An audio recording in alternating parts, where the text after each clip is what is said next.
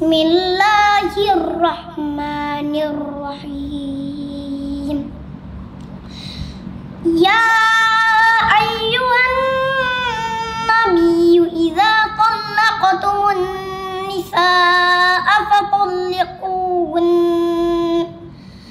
fatalliquhunna li'iddatihinna wa ahsul 'iddah wattaqullaha rabbakum la tukhrijuhunna min buyutihinna wa la yakhrujna illa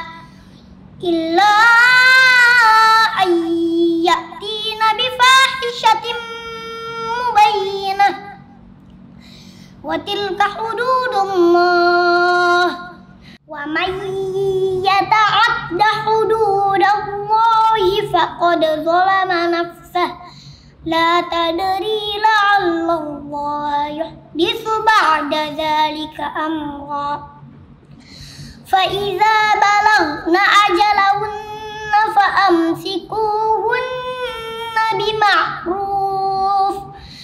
bima'rufin aw fariquhunna bima'rufin wa ashhidu zawai adlin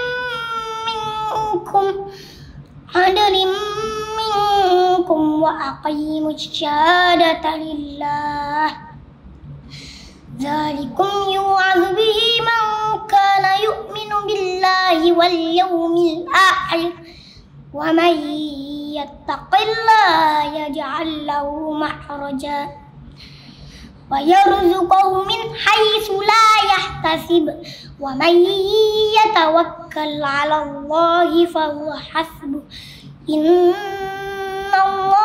balighu amri qad ja'alallahu likulli syai'in qadra shadaqallahul 'azim.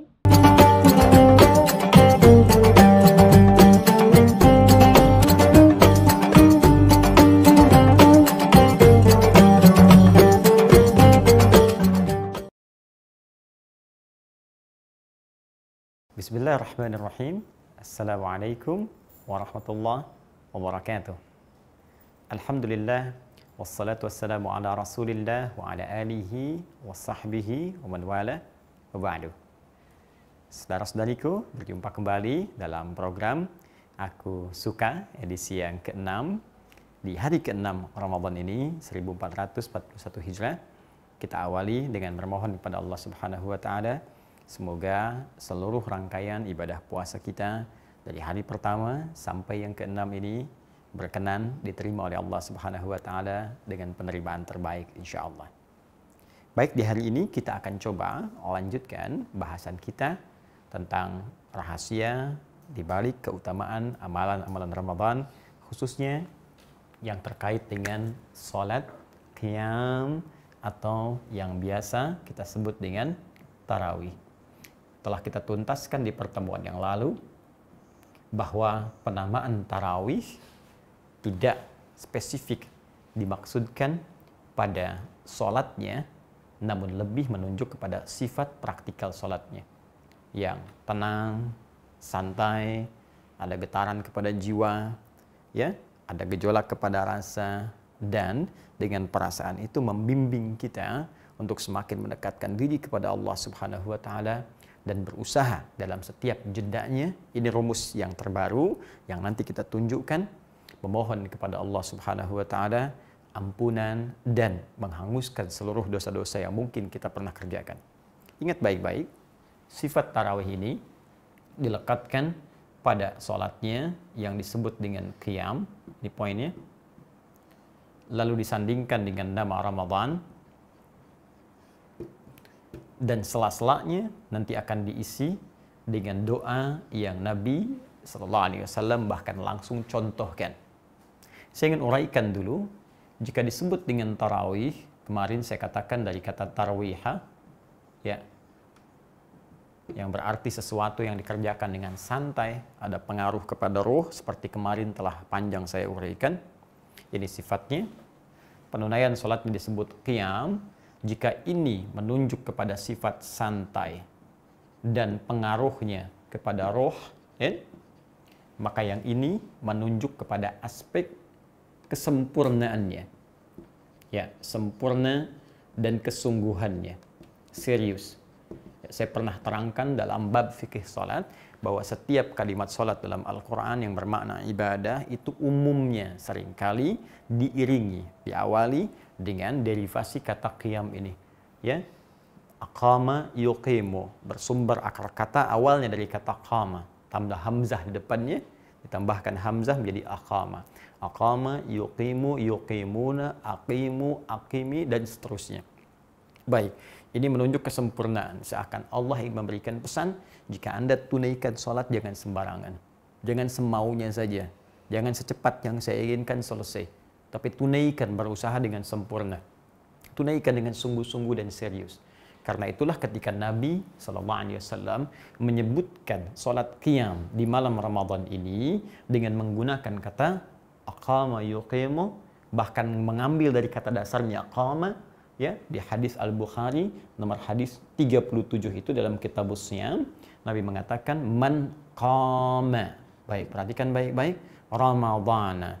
Nabi bisa mengatakan dalam satu kalimat misalnya man shalla, ya, bil laili fi Ramadan. Siapa yang menunaikan salat malam di Ramadan.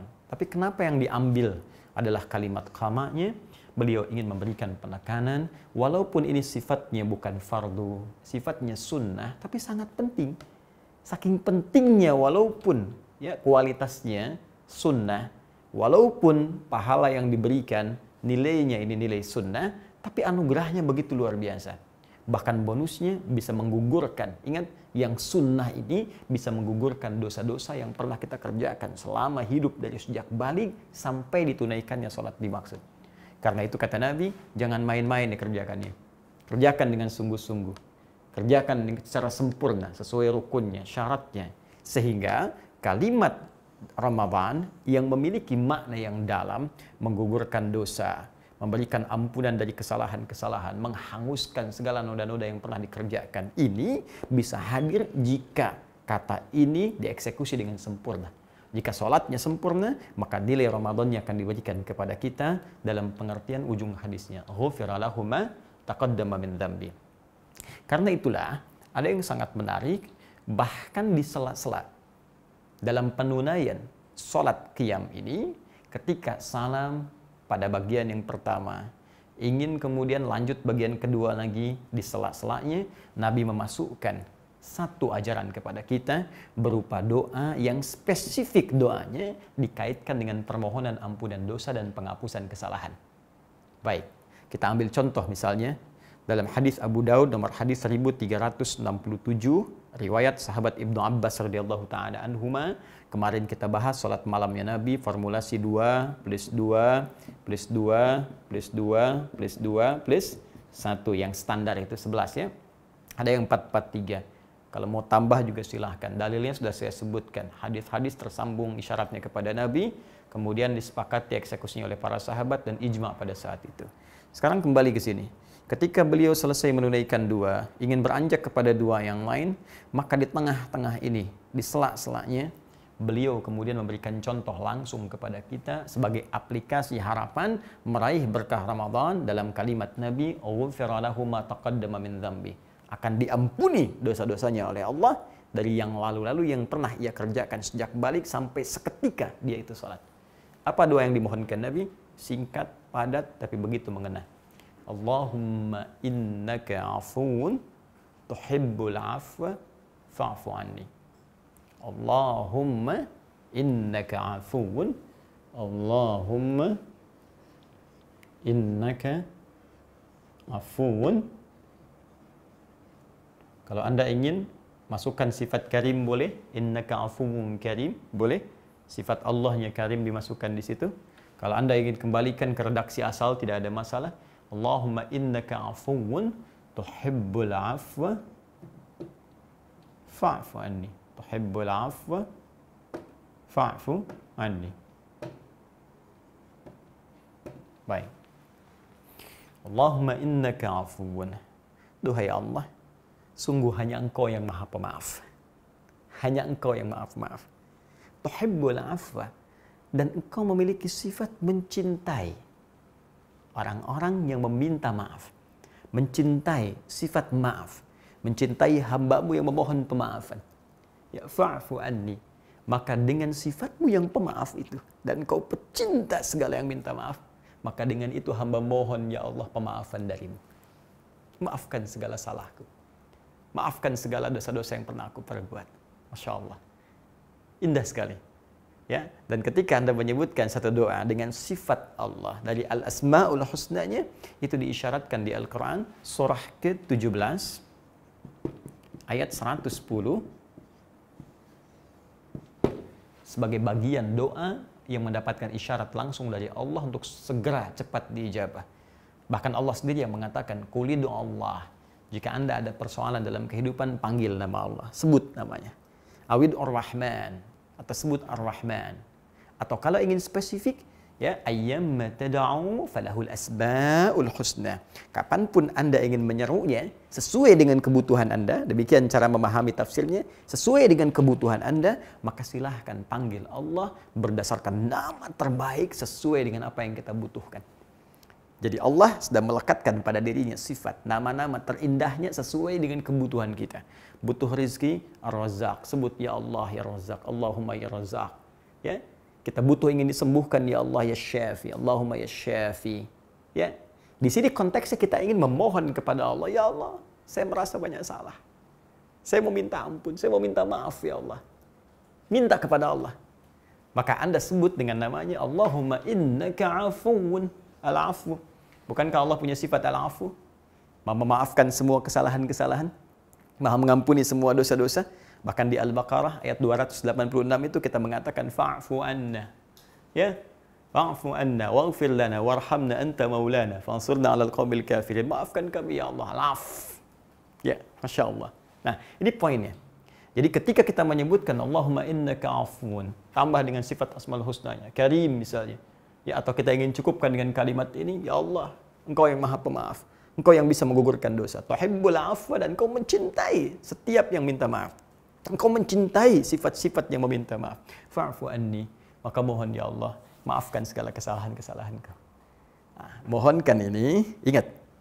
Karena kalimatnya yang dicontohkan oleh Nabi SAW dalam konteks tarwihah punya rasa keterikatan dengan roh, maka jangan sekedar dilafadzkan kalimat ini. Tapi bacakan dengan rasa yang tinggi, sehingga ada koneksi antara yang dilafadzkan dengan yang dirasakan dalam roh kita. Ya, bagaimana caranya? Sederhana. Setiap Anda mengucapkan kalimat ini di sela-sela tarawih, sambil diingat-ingat kesalahan apa yang Anda ingin minta diampuni, dimaafkan itu. Ya, saya datang pada Anda, saya katakan saya minta maaf kalau saya salah. Ya, tentu saya akan berpikir, saya pernah salah apa sama kawan ini? Ya, nggak akan tiba-tiba ujuk-ujuk kita datang, nggak ada apa-apa, nggak pernah kenal orang. Anda baru kenal orang di jalan, Assalamualaikum, maaf ya kalau ada salah. Mustahil. Ya, tapi orang bisa mengucapkan, saya minta maaf. Tentu ada singgungan sebelumnya. Ada persoalan-persoalan. Nah sekarang ketika Anda mengatakan, ya Allah maafkan saya, kalau ingin menjadikan kata-kata itu, memberikan kesan kepada jiwa, maka sambil kita rasakan, Anda punya salah apa sama Allah? Salah sholat itu yang selalu ditinggal. Salah, nggak pernah merasa berinteraksi dengan Al-Quran. Salah, selama ini jauh dari Allah, jarang baca Al-Quran. Salah, selama ini perangkat tubuh dipakai berbuat maksiat. Maka ketika kita bacakan kalimat ini, Allahumma innaka afuwun tuhibbul afwa fa'fu anni, rasakan dalam jiwa kita kesalahan apa yang kita perbuat, tundukkan hati kita dengan khusyuk, mohon kepada Allah sampai memiliki getaran dalam jiwa kita, roh kita. Ketika menetes air mata itu dengan mengucapkan fa'fu anni, maka seketika itulah kalimat Nabi berlaku untuk kita. Ghufira lahu ma taqaddama min dzambi. Maka diampuni seluruh dosa-dosa yang pernah ia kerjakan saat ia berbuat salah itu pada detik ia memohon ampunan kepada Allah Subhanahu wa taala. Ini rahasianya. Ya, penggunaan kalimat qiyam dari kata qama disatukan dengan kata Ramadan untuk memberikan ampunan, ditegaskan dengan kalimat ghufira lahu ma taqaddama min dzambi untuk memberikan jaminan. Tapi semuanya mesti ada koneksi kepada roh, dikenal dengan tarawihah, ditunaikan secara santai, dijamakkan dengan tarawih. Kalau sekali diberi kesempatan, 2 rakaat belum diampuni. Ya, 2 rakaat juga belum juga. 2 rakaat juga belum juga. Kalau sudah 11 rakaat, kita belum bisa pengen diampuni juga. Berapa rakaat lagi yang dibutuhkan untuk kita minta ampun kepada Allah Subhanahu wa taala? Kalau rakaat pertama, 2 pertama belum khusyuk, coba di yang kedua. Sebelumnya belum juga, coba selanjutnya. Coba selanjutnya sampai Anda merasakan kenikmatan dalam memohon ampun kepada Allah Subhanahu wa taala. Sekarang hari ke-6, nanti malam ke-7. Belum menangis di malam ini, malam ke-8 menangis. Belum menangis malam ke-8, malam ke-9 mengalirkan air mata. Belum juga malam ke-10. Malam ke-11 belum bisa mengalirkan air mata juga, maka tangisi diri Anda yang belum mampu menangis pada saat itu. Maka dengan izin Allah Subhanahu wa taala, salat ini akan terasa nikmat, bahkan dengan itu kita tak terasa sudah berapa rakaat kita tunaikan. Itu poinnya. Nah, sekarang jika ada yang bertanya, "Ustadz, saya tunaikan salat tarawih ini apakah setelah Isya langsung atau pertengahan malam? Kalau saya tidur dulu, bukankah namanya nanti tahajud, bukan tarawih lagi?" Ini yang mau saya ingin detilkan sejenak. Ya, teman-teman sekalian, fokus ini. Qiyam itu nama umum. Ya, bagi semua sholat yang ditunaikan, qiyam. Kalau kita katakan sholatnya di malam hari, maka kita katakan qiyamul lail. Pernah dengar ya istilah qiyamul lail? Kalau di tulisan Latin kan begini. Qiyam, ya, al-lail, qiyamul lail. Ini kan asalnya begini, qiyam al-lail. Ya. Qiyam itu bangun, sholat, kan? Al-lail itu malam. Ya, karena itu saya sering katakan turunan kata lail itu maknanya malam. Ya, jadi kalau ada lail, layali jamaknya, lili, lela, itu malam. Ya, jadi ibu lela, ibu malam-malam. Kita hapus sebentar. Jadi kalau kita turunkan seperti ini. Qiyamul lail, saya turunkan ini ke bawah. Sholat yang ditunaikan pada malam hari. Batasnya setelah menunaikan sholat Isya. Jadi sholat Isya dulu, baru kemudian sholat sunnahnya tunaikan qiyamul lail ini. Nah, lail, saya turunkan supaya kita paham dulu ya. Batasnya dari mulai ba'da Isya, malam, sampai menjelang fajar. Nah ini. Ya, jadi ini fajar, subuh. Kalau sekarang di Bekasi jam 4.35, ya, kan lebih. Maka ini dari ba'da Isya, bisa kita ambil saja ini 19.30. Al-lail terus sampai ke fajar, ini lail. Ya, ada yang kemudian menyekat dengan waktu kurang lebih 15 sampai 25 menit. Ya, jadi 15 sampai 25 menit sebelum ke fajar. Kalau kita ambil di sini misalnya jam 04, kita ambil misalnya 10 gitu ya. Nah, ini disebut dengan sahar namanya, sahar. Ya, ada yang menyebutnya sampai 30 menit waktu sahar, zamannya ashar. Di sini kita sahur. Ya, nanti kita bahas di episode berikutnya. Ini dari al-lail sampai ke sahar, sampai ke fajar. Jadi panjang sekali. Batasnya panjang sekali. Ini disebut dengan lail. Jadi qiyamul lail ini bisa berlaku antara dari ba'da Isya sampai ke menjelang fajar. Kalau Anda tidur dulu di sini, terus bangun pertengahan malam. Saya mau bangun jam 2, saya mau kerjakan qiyamnya jam 2. Boleh, silahkan. Ya, Anda kerjakan jam 2 setelah istirahat dulu. Setiap sholat yang dikerjakan setelah tidur dulu, Anda bangun, itu bahasa Arabnya disebut dengan tahajjud. Ya, hajada yahjudu, kemudian tahajjada ya tahajjadu. Tahajjud sifatnya disebut dengan tahajud. Ya, tahajud. Tahajud. Ini nama saja. Jadi kalau Anda tunaikan di malam hari, setelah Anda tidur dulu, istirahat, itu namanya disebut dengan apa? Tahajud. Nama umumnya tetap disebut dengan qiyamul lail. Cuman spesifik namanya tahajud karena kita tidur dulu, bangunnya malam. Tetap masuk dalam konteks qiyamul lail. Walaupun Anda kerjakan malamnya setelah tidur dalam konteks tahajud, tetap sifatnya mesti tarwihah. Sifatnya mesti tarawih, sifatnya mesti tenang, sifatnya mesti ada getaran kepada jiwa. Jadi ini nama saja. Kalaupun Anda kerjakan misalnya sebelum tidur, setelah Isya, tanpa tidur dulu, langsung sholatnya, maka tetap disebut dengan qiyam. Qiyamul lail masuk dalam nama umumnya. Spesifik kalau tidur dulu, maka katanya berubah menjadi apa? Tahajud. cuma masih masuk dalam konteks qiyamul lail dan sifatnya tetap ditunaikan dengan kata tarawih atau tarwihah. Kenapa saya penting terangkan ini? Disinilah mulianya Nabi Sallallahu Alaihi Wasallam dan bagaimana sifat rahmat beliau yang Allah katakan rahmatan lil alamin, sayangnya kepada umatnya. Nabi bisa mengatakan begini, misal man tahajjada fi Ramadan, siapa yang bangun tahajud saat Ramadan, ya kan? Ghufira lahu ma taqaddama min dzambi, ya, maka akan diampuni dosa-dosa yang telah lalu sepanjang ia kerjakan dengan penuh keimanan dan keikhlasan, imanan wa ihtisaban. Mudah. Tapi kita akan kesulitan mengerjakannya karena setiap kita mesti tidur dulu, malamnya bangun. Apakah setiap orang terbiasa bangun pertengahan malam? Ya, itu poinnya. Tapi ketika Nabi mengatakan qama qiyam, maka ini menjadi nama umum, seakan-akan memberikan fleksibilitas kepada kita. Yang punya tugas ba'da isya, ada pekerjaan, boleh tunaikan malamnya nanti. Boleh tidur dulu, malam bangun. Kalau ada yang tidak kuat bangunnya malam, karena besok menyiapkan pekerjaan, khawatir terlampau awal bangunnya, kemudian sahur, besoknya malah banyak ngantuknya, silahkan tunaikan ba'da isya.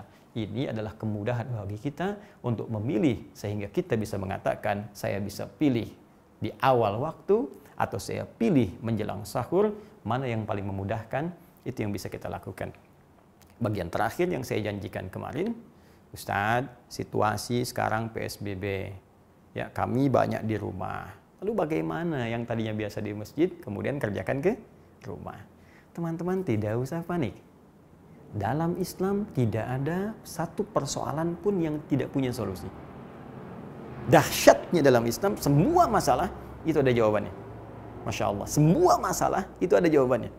Baik isyarat di Al-Qurannya, penjelasan di hadisnya, ditemukan di ijma' ulama, di kiasnya. Dari dulu, udah lewat 15 abad, ada persoalan, ditemukan jawaban. Bahkan apa yang belum kita tanyakan, Nabi sudah contohkan. Apa yang belum kita tanyakan, Nabi sudah contohkan 15 abad lalu. Bukankah kebanyakan sholat tarawihnya Nabi dikerjakan di rumah? Masih ingat? Ya, Nabi kan sholat tarawih itu dikerjakan di rumah, dan juga 3 malam dikerjakan di mana? Di masjid. Ya. Dan Nabi berkomentar, saya tidak banyak ke masjid, tidak rutin ke masjid, khawatir nanti menjadi wajib untuk kita semua dikerjakan berjamaah di masjid. Sebagai rahmat untuk kita, Nabi membagi. Dikerjakan di rumah, dikerjakan di masjid. Dan apa yang dikerjakan oleh Nabi di rumah, itu tidak berbeda dengan yang dikerjakan di masjid. Salatnya tetap sama. Ya, 2 rakaat, salam. 2 rakaat, salam. Sama saja yang kita kerjakan di masjid, dipindahkan ke rumah. Dan sifat jamaahnya tak usah dihilangkan. Bukankah kita bisa berjamaah dengan istri di rumah? Ya, dengan anak di rumah? Ustaz, saya belum nikah. Ya, insya Allah sebelum kiamat kurang 2 hari Anda nikah. Coba sekarang kan Anda bisa sholat dengan kawan Anda mungkin di kosan. Gitu kan? Tapi saya sendirian. Ya, insya Allah malaikat ada di belakang. Begitu waladhdallin, ada amin. Yang saya ingin katakan, jangan kita ngeles dengan mencari alasan-alasan tertentu. Sepanjang bisa dikerjakan, lakukan. Maka jawabannya sangat mudah. Apa yang dikerjakan di masjid, itu tinggal kita pindahkan ke rumah karena tidak ada perbedaan dalam penunaiannya. Sepanjang hati kita khusyuk, di situ poin keutamaannya.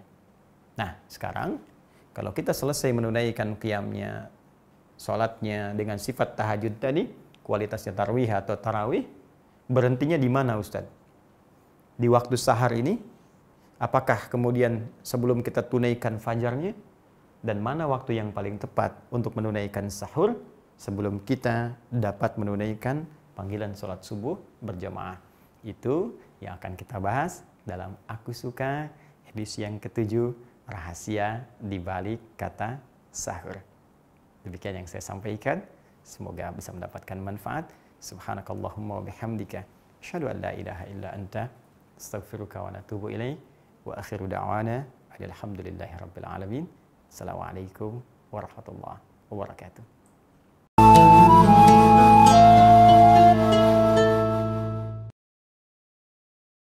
Allahu Akbar, Allahu Akbar, Allahu Akbar, Allahu Akbar. Asyhadu an la ilaha illallah,